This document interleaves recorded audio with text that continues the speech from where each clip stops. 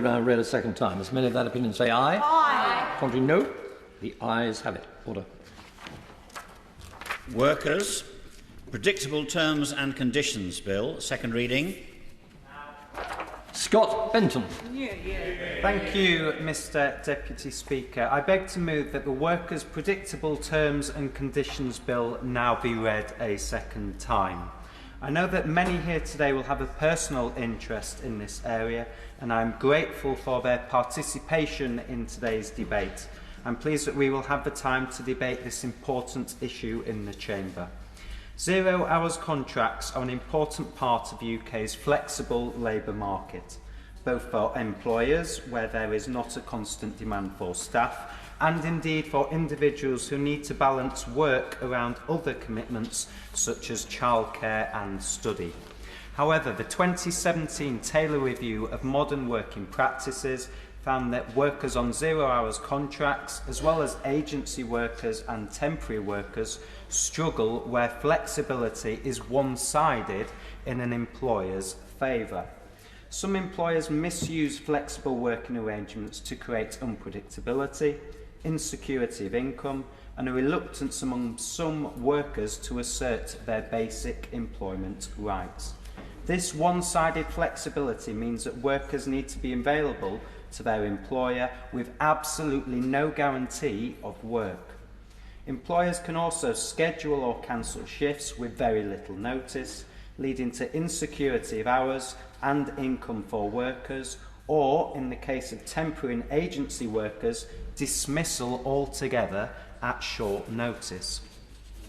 To address the issue of one-sided flexibility, the Taylor Review recommended that the government should create a new right to request a contract with guaranteed hours for 0 hours contract workers.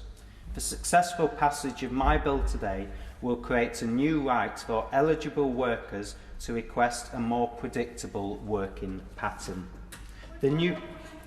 By all means, I'll give way to the Honourable Lady.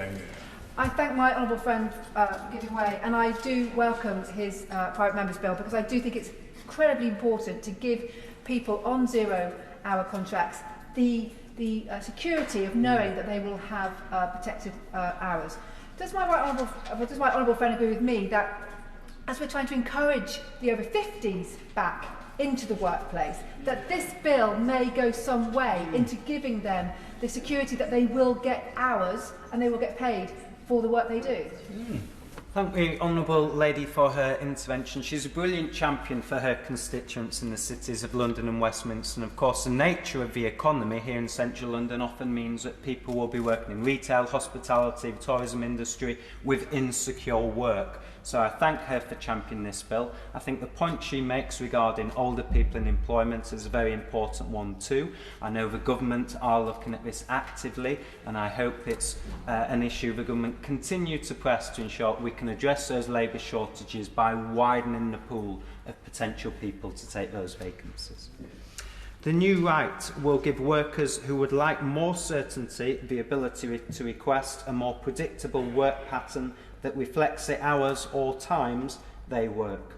A qualifying worker will be able to make an application to change their existing work pattern if it lacks predictability in terms of the hours they work, the times they work, or if it is a fixed-term contract for less than 12 months. My bill will ensure that workers and employers are able to retain the benefits of 0 hours contracts and other forms of atypical work. Of course, workers who are content to work more varied hours will continue to be able to do so. Many individuals work in unpredictable patterns often experience an imbalance of power with their employers, which leaves them afraid to ask their employer for more fixed conditions out of fear of being dismissed or denied future shifts. This bill will address this unfair imbalance of power, empowering and encouraging workers to talk to their employer about their contract, safe in the knowledge that starting this conversation will not result in any detriment whatsoever to the worker. Workers will be better able to secure employment which suits their individual circumstances, helping them to be more satisfied at work and less stressed around the lack of predictability of their hours and their income. Give way to the Honourable. Member for giving way, and again, it's good that we've got cross-party support on this issue as well. But it's one thing for an employee to have a right, but as we've seen, quite often employers who don't want to give the employees those rights and to treat them well have ways of getting around it. So they'll find another excuse to dismiss the employee and take on somebody who perhaps is prepared to be more flexible. How does he see those kind of safeguards being enacted in this bill so that we can make sure? I would suggest trade union memberships and recognition is a pretty good start, but how does he see those rights genuinely being enforced? I thank the Honourable Lady for her intervention. I will in fact get to that section of my speech in a couple of minutes, but I think she does great justice to the people in her constituency who work on zero-hours contracts by raising this very important point. What this bill does is introduce a right to request a more predictable working pattern, and then the process employers have to follow is clearly outlined to ensure that there is some certainty when employees make those offers for their contract to be changed, that they are taken seriously in how their employer deals with those appropriately. The bill will help to support the income security of workers at a time when many are feeling increased pressure from the cost of living. And this bill will not only benefit workers, businesses will of course reap the rewards of a more engaged and happier workforce too. The rights which will be introduced through my bill will apply to all eligible workers, including agency workers, not only those who are employed on a 0 hours contract. This bill ensures that a wide range of workers who have unpredictable working conditions, including temporary workers, agency workers and workers with non-guaranteed hours. Workers must first have worked for their employer for a set period of time before an application is made. This period will be set out in the regulations. I'm sure the Minister will expand on this point in his remarks, but it is expected to be 26 weeks.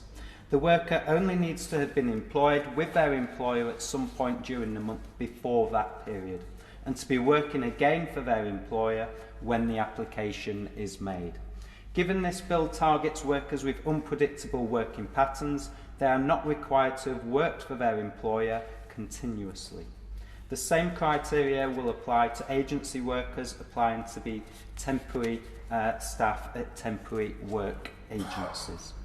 Agency workers who make applications directly to hires will be required to have worked for their hirer for at least 12 weeks continuously during the 26-week period.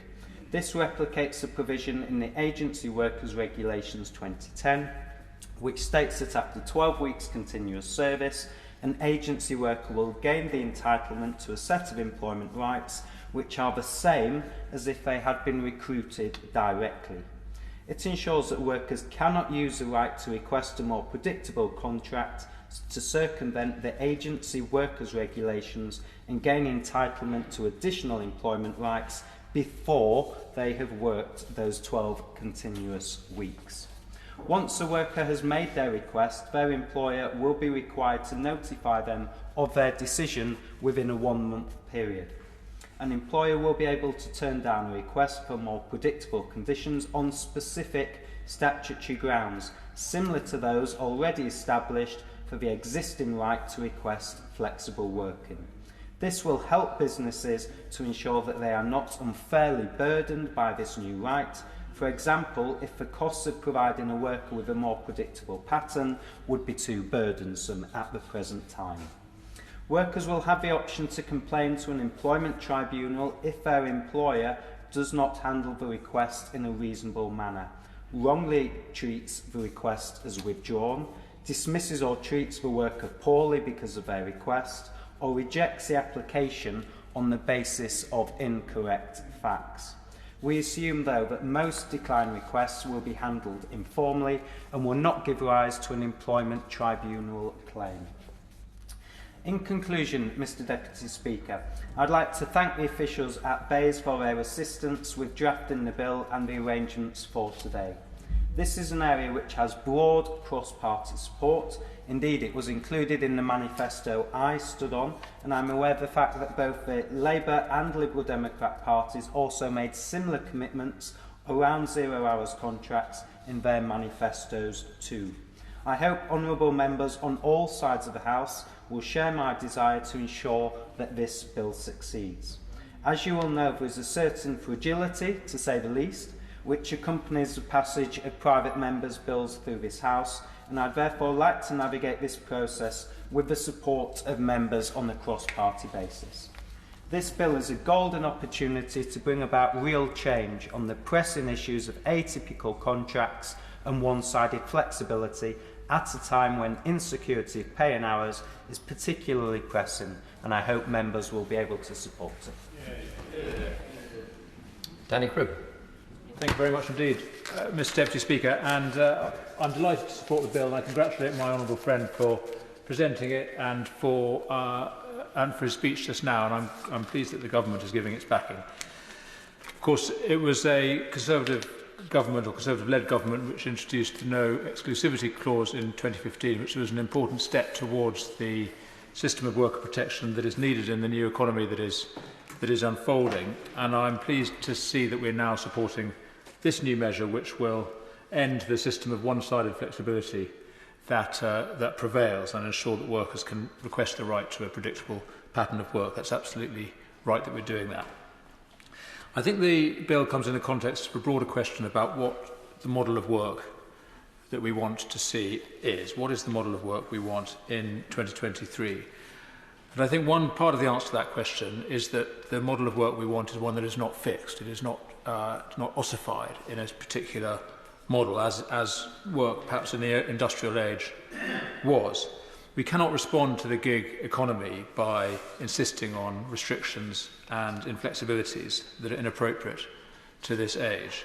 Ultimately, we will end up by destroying jobs if we do that, if we insist on too much structure, too much predictability. But nor can we chase the gig economy down the plug hole of ever greater rights for employers at the expense of their staff. We cannot let employers dictate terms, including unacceptably low wages or unacceptable conditions. One part of the answer to that, not within the scope of this bill, of course, is to ensure that we have an immigration policy that ends the economic model of the last 20 years in which we've imported foreign labour at the expense of British workers and at the expense of the sort of investments in our own people and in innovation and technology that were needed if labour had its real value, which it doesn't if we have too high rates of immigration. We also need to empower workers, and I think my honourable friend explained the problem very well. The fact is, people are not robots that you can just switch on and off and leave dormant when you're not using them, waiting for you to switch them on again. We absolutely have to respect the human dignity of staff, and as I said in my speech in an earlier bill today, we need to recognise that people are not just workers, they have obligations and relationships outside work which we need to respect. And so the question of what model of work we want, I think, is part of a broader question about what type of life we think people should have in this country. And my simple answer to that question is that we want people to have the conditions for a decent family and community life. And a simple answer to, or a solution to that, or a very important measure to achieve that, is to ensure we have a model of employment in which one adult can earn enough wages to support their family. We need jobs that support whole families, whether that's in one job or 2 or 3 or 4 part-time jobs. And if you have a partner, you need to be able to share the workload to earn enough money to support the family, enabling you to have time for children or dependent adults, or importantly, spend time supporting your community. So I think the right to request a predictable pattern of work is absolutely good, and I applaud it, particularly like also what we're doing, which is to impose a duty on employers in terms of what they should do when a request for a predictable pattern of work comes in. And Mr. Deputy Speaker, I prefer duties to rights. I think the language is better and the implication is better. As I said earlier, we need to beware the wrong enforcement of duties that we create. But in principle, duties are better than rights because they imply relationships and obligations. And the alternative, which is a world in which society is regulated only by individual rights, is one of eternal competition, a constant contest between individuals, each claiming their due, eternal legal battles over who has broken which contract and which law. We need a better culture than that, in which we recognise that we live in our obligations, not our entitlements, and our responsibilities matter more than our rights. And that starts with people who have power in society, people with the power to hire and fire. And so we are insisting today on the fulfilment of employers' duty to enable their staff to create the conditions for a decent family and community life. That is a good use of the power of the state, and I'm delighted to support the bill. Imran Hussain. Opposite. Thank you very much, Mr Deputy Speaker. And can I congratulate the Honourable Member for Blackpool South for bringing this very important bill, and can I apologise, I may have mistakenly referred to him as the Member for Blackpool North earlier on, which I know can cause some serious issues on occasion. Mr Deputy Speaker, I will endeavour to keep my remarks brief, as I'm sure that other honourable members across this House will wish to wrap up this debate and move on to the next stage of its legislative process as soon as possible. Mr Deputy Speaker, this bill before us today appears to be a welcome piece of legislation as measures to give workers the right to request more predictable terms and conditions of work are long overdue. Indeed, over the last decade, we have seen an explosion in the use of unpredictable, exploitative zero-hour contracts, contracts that fail to guarantee a set number of hours work on set work schedules for working people. In 2010, just over 150,000 workers were employed on a zero-hour contract. But this has risen dramatically, with over 1 million now employed on such contracts, according to the Office of National Statistics' latest release. This is, however, not a rise in the number of people wanting flexible work, Mr Speaker, point highlighted by the Honourable Member for Blackpool South, as such contracts only offer flexibility for employers, not working people, but a rise in the number of people who are being exploited in a dire employment market by bad bosses. Under these contracts, working people feel pressured into accepting these shifts, knowing that if they are turned down, they may not get any hours at all in the future. Many are also given hours at short notice, with a TUC poll finding that 4 in 5 were offered shifts with less than 24-hour notice, leaving them scrambling for childcare cover or transport to work, often at great cost. They are left entirely at the whim of the employer, and as a result, zero-hour contract workers find it next to impossible to plan their finances on time, holding them back and holding back our economy. Is it therefore really any wonder why our productivity is so poor compared to other countries when working people are exploited in this way? Women and those from an ethnic minority background are also more likely to be exploited by zero-hour contracts, which entrenches the discrimination that they already face in the workplace. I was therefore pleased that the government accepted in their Good Work Plan in December 2018 that this is an issue facing our economy in the 21st century, and that action is needed to protect people's rights in the modern world of work. However, Mr Deputy Speaker, like many other pieces of legislation to address the injustices faced by working people, we have been waiting far too long to see legislation like this on the floor of the House. Matthew Taylor published his review of modern working practices in July 2017, and it took another year and a half for the government to publish their own Good Work Plan in December 2018. And whilst they accepted the recommendation to create a right to request a contract that guarantees hours for those on zero-hour contracts, it is not until now, over 4 years later, that we actually seen this legislation to give effect to this recommendation. And why did they not bring this legislation in the employment bill that they repeatedly promised from that dispatch box, but which they now appear to have dropped?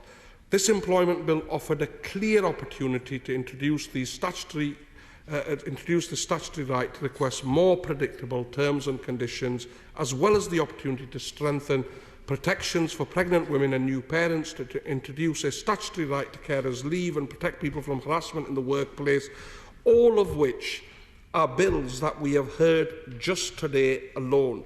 However, Mr Deputy Speaker, I want to make it absolutely clear that the next Labour government will within our first 100 days of taking office, we will move to put our new deal for working people on the statute book, which will ban zero-hour contracts and contracts without a minimum number of guaranteed hours, ensure everyone working regular hours for 12 weeks or more will gain a right to a regular contract, will reflect these hours normally worked and ensure that all workers will get reasonable notice of any change in shifts or working time, with wages or for any shifts cancelled without appropriate notice being paid to workers in full. Mr Deputy Speaker, we of course will support this bill today, and I look forward to seeing it progress to committee stage very soon, so that we waste no more time on enhancing these much needed rights for working people. I'm grateful, Mr Deputy Speaker, and I particularly like to thank the honourable member for Blackpool South for bringing forward this very important bill. I'd like to thank all honourable members who have spoken on this subject today, and I'm very pleased to say the Government will support this bill. This Government is committed to ensuring the UK is the best place in the world to start and scale a business, a phrase you're going to hear a lot more, Mr Deputy Speaker, after the Business Secretary's recent speech from Davos talking about Scale Up Britain, which is music to my ears. To do this, we need a strong and flexible labour market which supports participation and economic growth. I'd like to take a little bit of time to talk about the bill which is before the House today, before addressing some of the points raised by honourable members on both sides of the House. And it's good to see that support being cross-party once again for the third time today.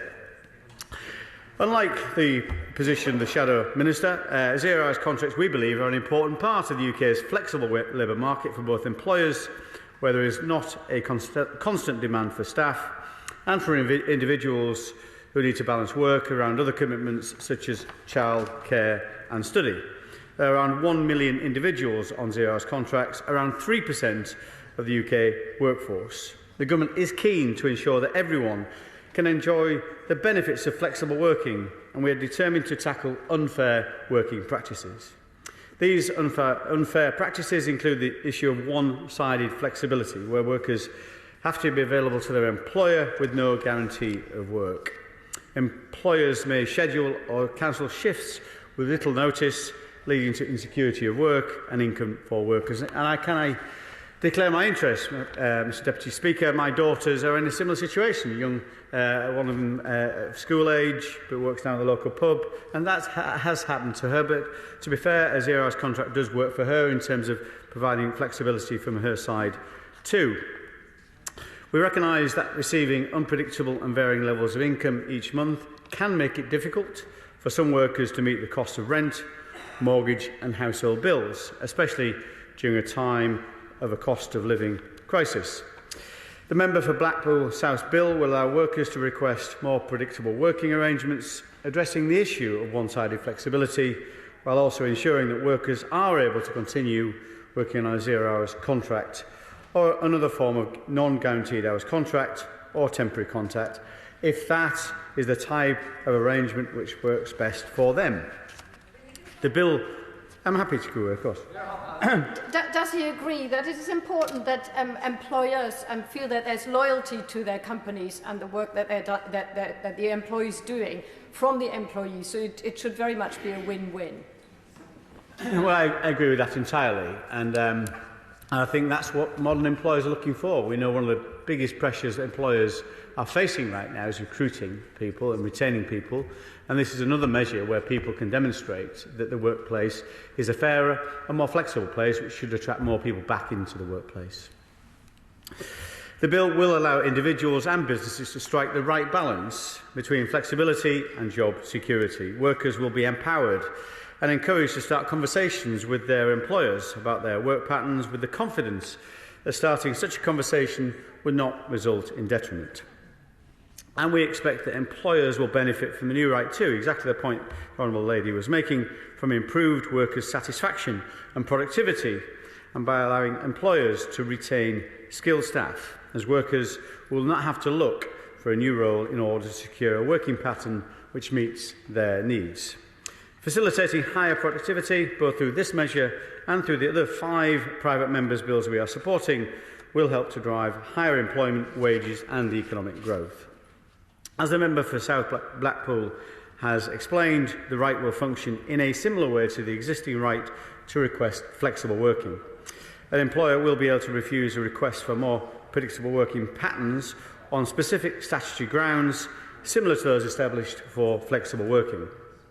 We know how important it is to balance new workers' rights with the impact on businesses, and these grounds will ensure that employers do not experience disproportionate burdens. The Government consulted on the right to request a more predictable contract in 2018, with the vast majority of respondents agreeing with the creation of a right to request a more predictable working pattern. In response to this consultation, happy to give away. Yes, sir. The Minister, as normal, is given an excellent summation of the legislation. Can I congratulate him on that? But on that final point, does he agree with me that actually employers having the certainty and the ability for the employees to have this flexibility is a win-win and a good thing for both sides? Yes, I entirely agree with that, and that's why we've struck a balance very carefully that this won't be too much of a burden on employers, because that would be detrimental to employees too, because people were less likely to take people on. But the right to consider it is clear, the process is very clear. But if it can't work for the business, it's a very simple process to say, I'm sorry, we can't do that, which is set out in regulations. The Government consulted on the right to request a more predictable contract in 2018, and in response to this consultation, we committed to introduce a right to request a more stable working pattern for all workers, including those on zero-hours contracts.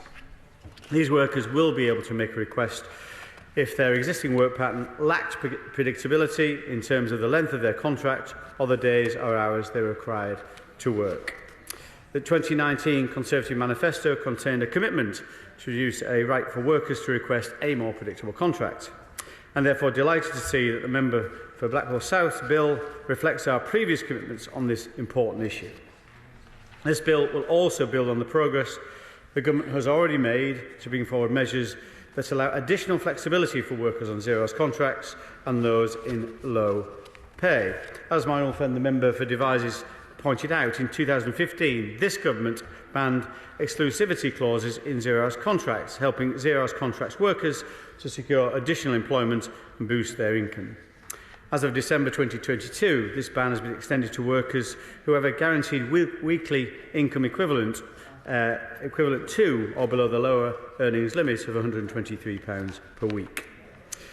As well as this, on the 1st of April 2023, the Government will increase the national living wage for workers aged 23 years and over by 9.7% to £10.42.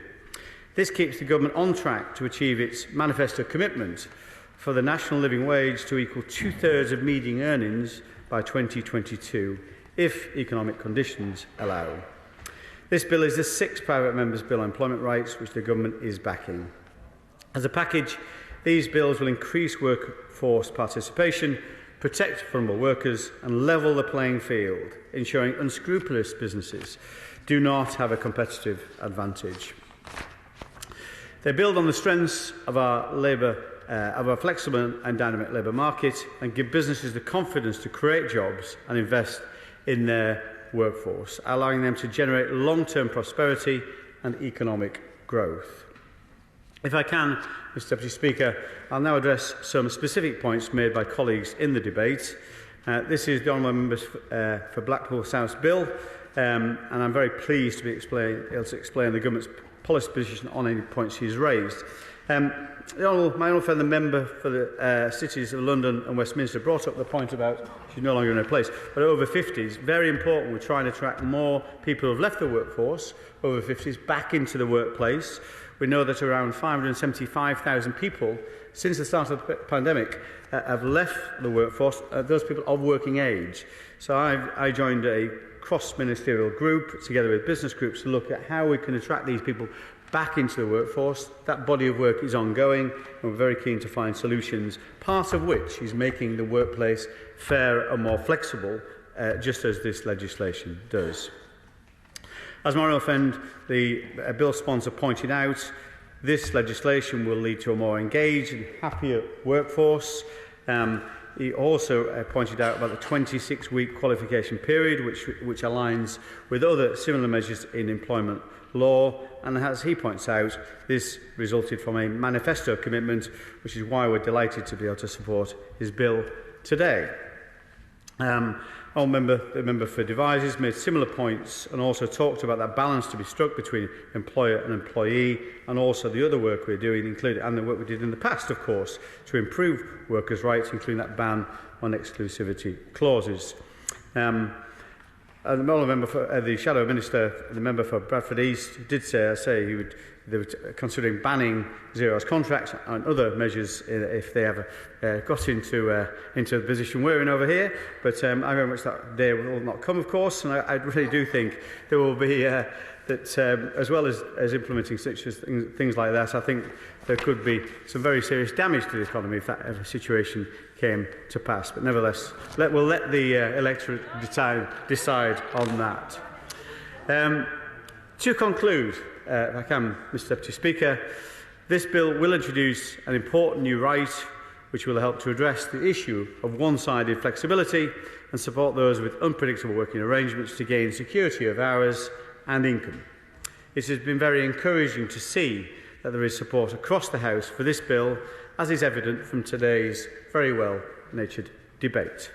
The Government looks forward to continuing to work closely with the Honourable Member for Blackpool South to support the passage of these measures, and I commend this bill to the House. Scott Benton to wind up the debate. Thank you, Mr Deputy Speaker. With the leave of this House, I'd like to thank honourable members for their contributions today. In particular, the member for Devizes, as ever, made a very thoughtful contribution, and he will now, I agree wholeheartedly with his comments about the need to utilise the experience, skills and potential of British workers rather than automatically reaching for this lever of unskilled immigration and workers from overseas.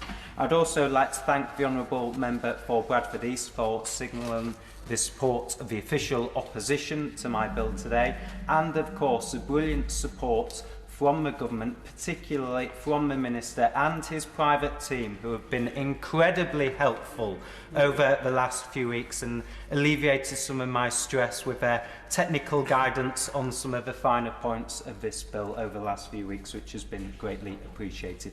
I know my fellow Thatcherite, the Honourable Member for Christchurch, is very keen to introduce his bill, so I'll keep my remarks very short, but just to suffice to say that I hope honourable members on all sides of the House can agree that this is an important piece of legislation which will give workers struggling with unpredictability in their working lives a way of addressing this by empowering them to discuss their working conditions with their employer to see whether they can gain more predictability in their hours and income.